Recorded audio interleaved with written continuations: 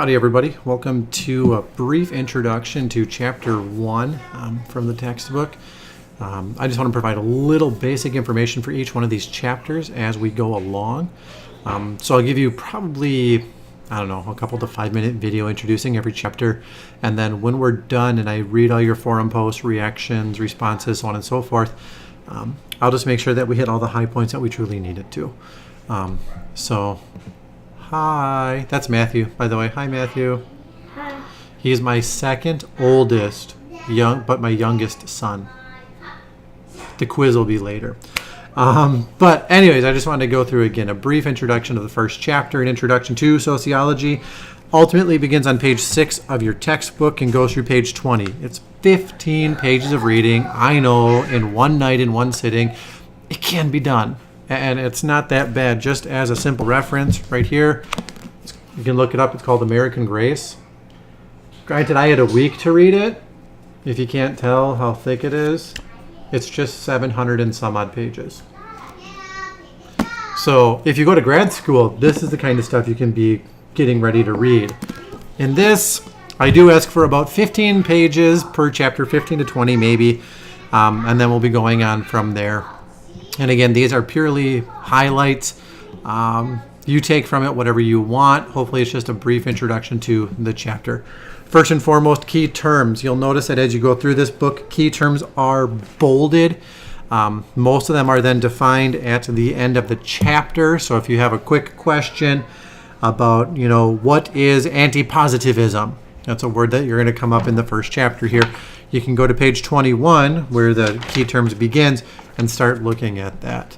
So all of these are in the back of the chapter. And as I say, you'll want to pay attention to the key terms in the chapter. That's where a lot of, maybe not a lot, but some of the test material is going to come from. Go figure.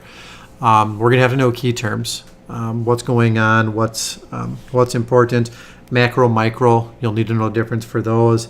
Culture and society and the difference for those.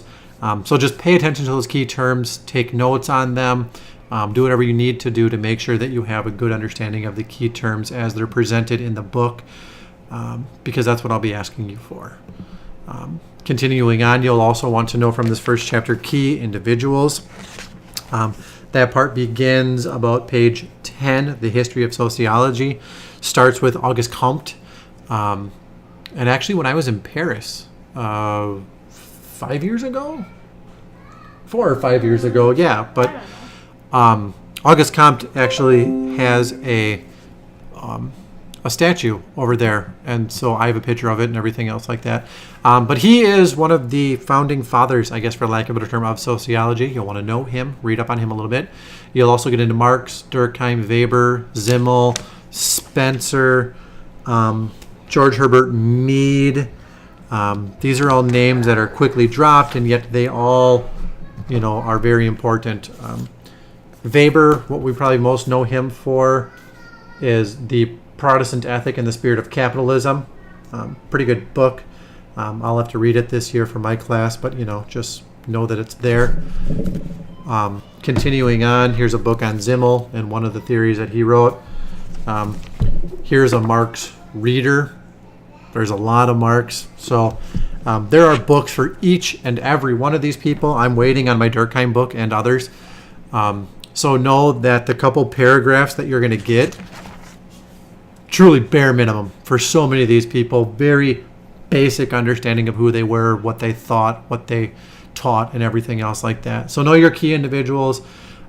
Just because I list these 4 doesn't mean that you don't need to know Mead or Spencer or Martineau or things like that. Know these people. They're very important. They keep coming up. Calm down, Matthew. Continuing on, you'll want to know the macro theories. The first one is functionalism. You'll want to know what that is. I'll be giving examples probably in my post video, because I want you to read this and hopefully discuss what you think it means, or maybe give a couple examples. That would be a great original thought piece. Functionalism, how I understand this is ... Not the example from the book, but just giving me an example of what's going on. The next one, the one that I would say most people know and most people associate with Karl Marx, rightly or wrongly, it's debated, is conflict theory. And those are the two macro theories, functionalism and then conflict. And you can distinguish between those two. It's really easy to distinguish between them. But read this, know it, and then we'll talk about that. And then as I put as my third point, page 15 has a beautiful chart about this. Really quick, succinct, to the point. Arguably, this could be a great test question. Could you regurgitate most of the information on here and get it out there? One micro theory that we have and we will be studying, or at least coming back to, is called symbolic interactionist theory. Again, I don't want to give up too much information on that, but at least in the response video, I will be trying to differentiate between the three. Know the difference between macro and micro, and then, there we go, macro and micro, and then know the differences in these theories. What separates them, what holds them together. If you can come up with main people who thought about them, great. If not, no big worries. At least know the differences between all of them. And finally, now that my cursor is on the screen, enjoy the first chapter.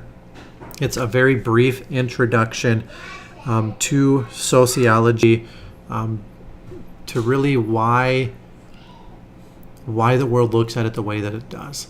It gives us a really quick overview of what's going on, and it allows us to know how the world is thinking on some matters. And one thing that I want to do in a lot of my response videos to you guys at the end is tie in some biblical thought. As a former pastor, still ordained but not called, so still a pastor but not serving as a pastor. As a pastor, and yet also as a sociologist, I want to try to show how these can be wedded. They can go together very well. They don't always have to be fighting. So please enjoy the first chapter, give it a good read, take some good notes, put some good forum posts, and then we will continue on the semester like this. Until next time, guys.